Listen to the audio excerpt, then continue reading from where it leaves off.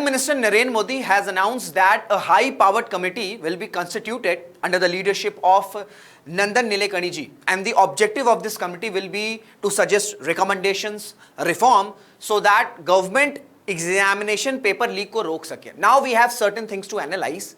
The first one is कि इस high powered community के लिए नंदन नीलेकणी जी को ही क्यों अपॉइंट किया गया है एज अ लीडर, एंड इसको समझने के लिए आपको इनके कुछ पास्ट अचीवमेंट्स को देखना होगा जिसने इंडिया की गवर्नेंस को लिटरली रीशेप कर दिया. And at the same time ये जो हाई पावर्ड कम्युनिटी बन रही है इसका सोशल इंपैक्ट क्या रहेगा, गवर्नेंस पर क्या इंपैक्ट रहेगा, and the public examination act 2024 इसमें क्या फीचर्स हैं, क्या कंपोनेंट्स हैं, एंड क्या अमेंडमेंट प्रेजेंट हो सकता है, इसको भी हम समझने की कोशिश करेंगे. हेलो नमस्कार, this is Rishabh Singh and I am glad to welcome you all on Shri Ram science. And आज का जो डिस्कशन है ये जीएस पेपर 2 गवर्नेंस के पॉइंट ऑफ व्यू से काफी ज्यादा इंपॉर्टेंट हो जाता है. And at the same time हम इसमें कुछ एक्ट्स को भी देखेंगे जो कि आपके प्रीलिम्स के लिए भी काफी इंपॉर्टेंट हो जाता है. तो इट्स माय हम्बल रिक्वेस्ट कि आप इस वीडियो को एंड तक जरूर से देखिएगा. कॉन्टेक्स्ट ये है कि अगर आज आपने द हिंदू रेफर किया होगा तो फर्स्ट पेज पर ही आपने ये हेडिंग देखी होगी which says Nilekani to lead task force on exams. और ये जो इंफॉर्मेशन है ये प्राइम मिनिस्टर नरेंद्र मोदी ने अपनी 3rd रील पर अनाउंस करी है.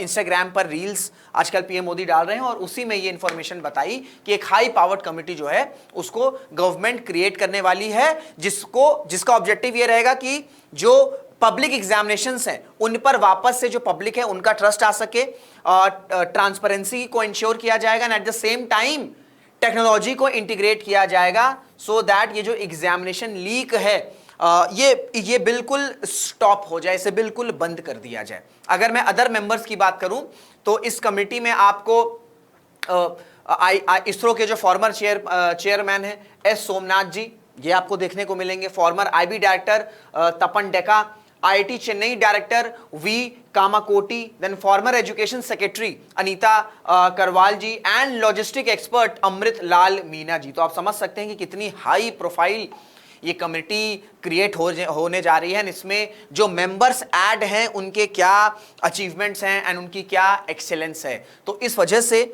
इस कमेटी से काफ़ी एक्सपेक्टेशंस है कि ये जो अभी एग्जामिनेशन लीक्स हो रहे हैं, बैक टू बैक हो रहे हैं, इसमें टेक्नोलॉजी को इंट्रोड्यूस किया जाए. इसमें जो भी लूप होल्स हैं सेंटर में, उन लूप होल्स को आइडेंटिफाई करके एंड उनको फुलफिल किया जाए. अब जो पहला क्वेश्चन था वो ये था कि why the government has picked नंदन नीलेकणी जी. अब उसके लिए आपको उनकी कुछ अचीवमेंट्स को देखना होगा. सबसे पहली बात तो इन्होंने अपनी इलेक्ट्रिकल इंजीनियरिंग कंप्लीट करी है आईआईटी बॉम्बे से. उसके बाद जो इंडिया की बहुत फेमस कंपनी है विच इज इन्फोसिस, उसके ये को फाउंडर हैं. फिर ये फाउंडिंग चेयरपर्सन थे या ये फाउंडिंग चेयरमैन थे किसके, unique identification authority of India. यानी कि आधार जो इंडिया में आया उसको क्रिएट और उसको इंप्लीमेंट करने में जो नंदन जी हैं इनका बड़ा ही क्रिटिकल रोल था. और आधार ने क्या किया, आधार ने इंडिया की जो गवर्नेंस है उसको रीशेप नहीं किया, क्योंकि जो पहले क्या होते थी गवर्नमेंट स्कीम्स में, बेनिफिशियरीज के आइडेंटिफिकेशंस पर बहुत लूप होल्स होते थे. जो एक्चुअल बेनिफिशियरीज होते थे उन तक स्कीम्स के जो पॉजिटिव इंपैक्ट है वो पहुंच नहीं पाते थे. तो आधार ने क्या किया, आधार ने ये जो डिलीवरी है, ठीक है, जो डायरेक्ट बेनिफिट ट्रांसफर हम कहते हैं डीबीटी, इसको कहीं ना कहीं रेवोल्यूशनाइज कर दिया था. बेनिफिशियरीज को आइडेंटिफाई किया जाने लग गया था आधार से. एंड इस वजह से 2006, 7, 8, 9 में जो आधार का रेवोल्यूशन आया उसमें इनका बड़ा क्रिटिकल रोल था. फिर अगर मैं बात करूं सर्विस डिलीवरी में, एक और बहुत इंपॉर्टेंट एस्पेक्ट आया था which is digital payment which is the UPI and NPCI, that is national payment corporation of India. इसको भी क्रिएट करने में जो नंदन नीलेकणी जी हैं इनका एक पिवटल रोल था. तो आधार से क्या हुआ, आधार से बेनिफिशियरीज की आइडेंटिफिकेशन इजी हुई.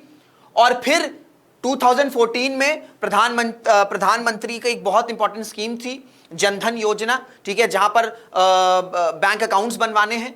उस बैंक अकाउंट्स में यूपीआई के थ्रू क्या हुआ कि डिजिटल ट्रांसफर, डिजिटल पेमेंट होने लग गई. तो गवर्नेंस को, इंडिया की जो गवर्नेंस रीशेप हुई, स्पेशली सर्विस डिलीवरीज की हम बात करें, ठीक है, तो उसमें नंदन नीलेकणी जी की एक बहुत इंपॉर्टेंट रोल रही। And at the same time private sector की अगर हम बात करते हैं, ये तो मैं सिर्फ गवर्नेंस की बात कर रहा हूं, अगर हम प्राइवेट सेक्टर की बात करें तो इंडिया में one of the largest companies जिनको हम कह सकते हैं वो इंफोसिस है। आपको यहां पर प्लेथोरा ऑफ एम्प्लॉइज देखने को मिलते हैं। इंफोसिस हो गया, टीसीएस हो गई, ये ऐसी कंपनीज हैं जहां पर इन्हें बोला जाता है कि ये प्राइवेट सेक्टर की गवर्नमेंट कंपनीज हैं, क्योंकि बहुत ह्यूमंगस एम्प्लॉइज में ये लोग रिक्रूट करते हैं एंड यहां पर प्रोसेस भी बहुत ज्यादा स्मूथ रहता है। तो चाहे प्राइवेट सेक्टर की बात कर लें, चाहे हम इंडिया की गवर्नेंस सिस्टम की बात कर लें, हम टेक्नोलॉजी की बात कर लें, आपको एक नाम कॉमन देखने को मिलेगा, which is Nandan Nilekani ji. And that's why government ने इनकी लीडरशिप में इस हाई पावर्ड कमिटी को कॉन्स्टिट्यूट करने का डिसीजन लिया है। देन ये एक इंपॉर्टेंट मेंबर रहे हैं टेक्नोलॉजी, ये एक इंपॉर्टेंट मेंबर रहे हैं technology group, member of the technology group for unique projects. और इसमें यूनिक प्रोजेक्ट्स में आपका जीएसटी भी है, इसमें आपका फास्ट टैक्स, कि फास्ट टैक्स को कैसे हम रोल आउट करेंगे, उस कमेटी के भी एक इंपॉर्टेंट मेंबर रह चुके हैं नंदन नीलेकणी जी। तो इससे आपको पता चलता है कि इनकी क्या एक्सीलेंस है, इनकी क्या अचीवमेंट्स है, be it in the private sector और in the governance of the Bharat. And that's why government ने इन्हें चूज किया है। ठीक है, ये हो गया।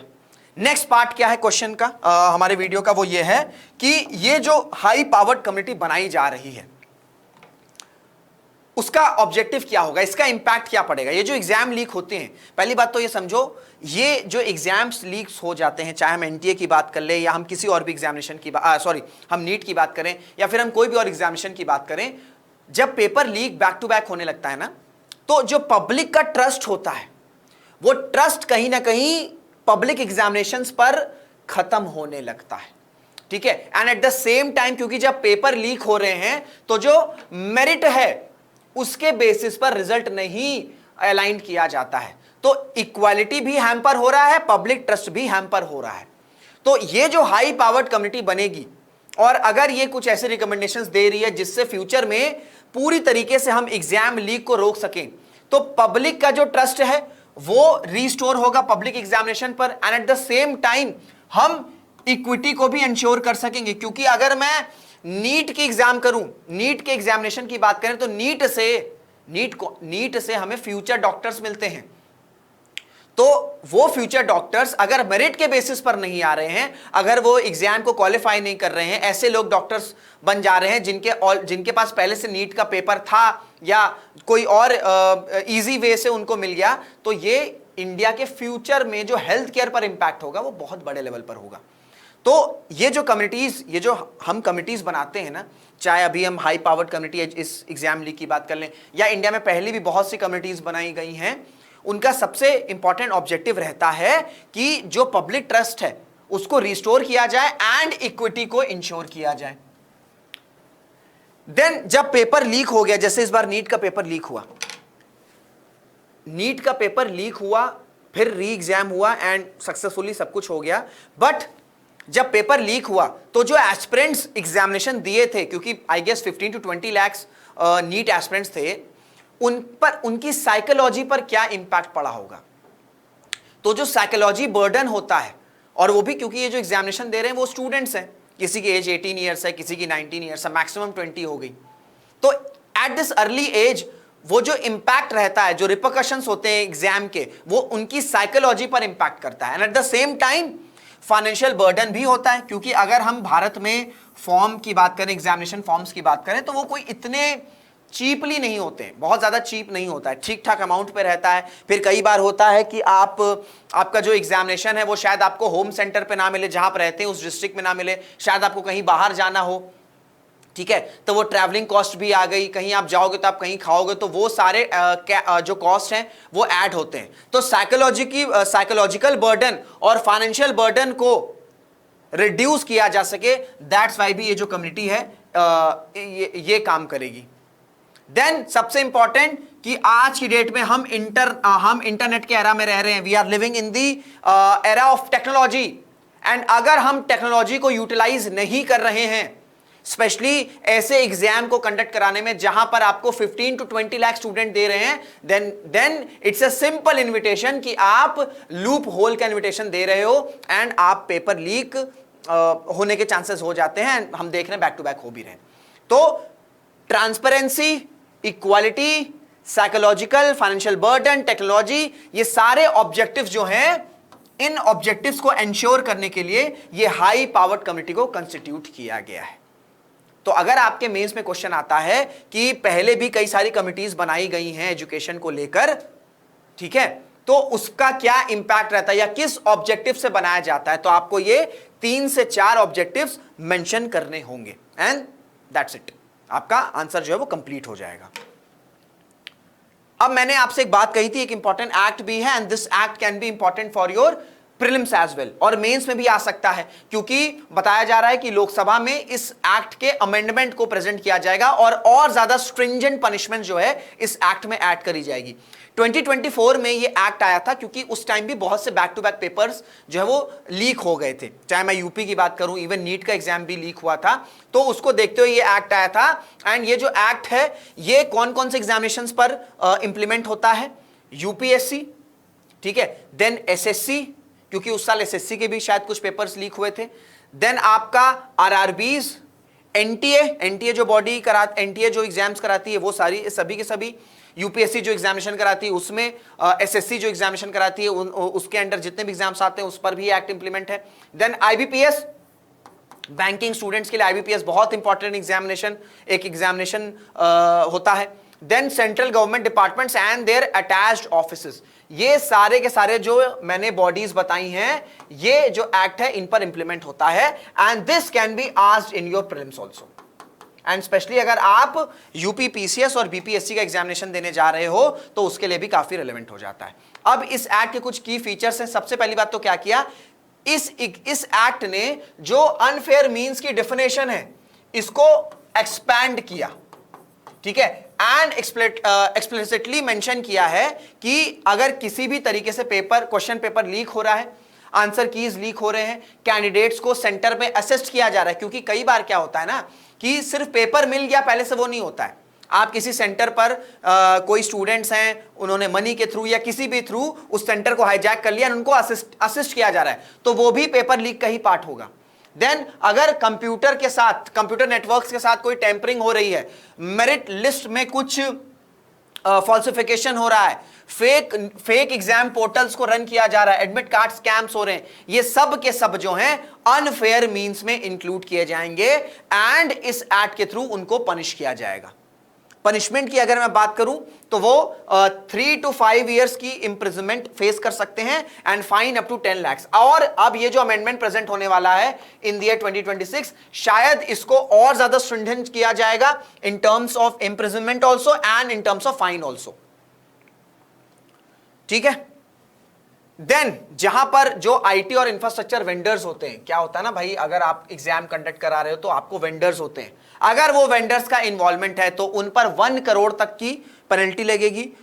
जो फुल एग्जामिनेशन का कॉस्ट है उनसे ही रिकवर किया जाएगा। एट द सेम टाइम कोई भी पब्लिक एग्जामिनेशन वो कंडक्ट नहीं कर सकेंगे for at least 4 to 5 years. And at the same time इस वेंडर के जो मैनेजमेंट है इसको भी लाइबल अकाउंटेबिलिटी इसको भी करनी होगी एंड पनिश इनको भी किया जा सकता है। एंड देन इस एक्ट ने ऑर्गेनाइज सिंडिकेट क्राइम को भी डिफाइन किया था और उसके अकॉर्डिंग 5 to 10 इयर्स की इंप्रिजनमेंट भी थी। Now what do you mean by organise crimes? देखो ऑर्गेनाइज क्राइम क्या होता है कि ये एक स्ट्रक्चर बेस्ड, ठीक है, जिसमें एक स्ट्रक्चर है, प्रॉपर हायरार्की है कि किस तरीके से आप एक समझ लो सीक्रेट बिजनेस, जैसे एक बिजनेस रन होता है ना, उसी तरीके से ऑर्गेनाइज क्राइम में प्रॉपर हायरार्की होती है, प्रॉपर स्ट्रक्चर होता है, प्रॉपर आइडेंटिफाइड इंडिविजुअल्स होते हैं, उनके रोल प्रॉपर डिफाइंड रहते हैं, तो इसे कहते हैं ऑर्गेनाइज्ड क्राइम। तो अगर कोई पेपर लीक हो रहा है और उसमें प्रॉपर ऑर्गेनाइज्ड सिंडिकेट है, ऑर्गेनाइज्ड क्राइम सिंडिकेट है, तो उसको भी आइडेंटिफाई किया गया है। क्योंकि अगर हम ऑर्गेनाइज्ड क्राइम की बात करें तो वहां पर कुछ इंडिविजुअल्स होते हैं या कुछ रैंडम ग्रुप्स होते हैं, कुछ स्मॉल ग्रुप्स होते हैं, तो यहां पर कोई हायरार्की नहीं रहती है, कोई स्ट्रक्चर नहीं रहता है। इसे हम अनऑर्गेनाइज्ड क्राइम कहते हैं, जो कि ऑर्गेनाइज्ड क्राइम में प्रॉपर आपको स्ट्रक्चर, हायरार्की, रोल्स, ये सब कुछ मिलेगा। तो ये भी इस एक्ट में आपको डिफाइन होता हुआ दिखता है। अब ये जब एक्ट अमेंड होगा तो आपसे अमेंडमेंट पर भी क्वेश्चन पूछा जा सकता है, and at the same time अगर आपसे अमेंडमेंट में क्वेश्चन पूछा जाएगा तो 2024 भी आपको बताना होगा। इस वजह से मैंने इंडक्ट किया है। ठीक है, तो आई होप आपको ये जो सेशन है ये इंफॉर्मेटिव लगा होगा। अगर ऐसा है तो सेशन को लाइक जरूर कीजिएगा, do hit the like button, share the video, अपने थॉट्स कमेंट में जरूर से बताएं। If you new to this channel, do subscribe to Shriram science. तो इसी के साथ इस सेशन को एंड करते हैं। Till then, this is Rishabh Singh signing off. जय हिंद, जय भारत।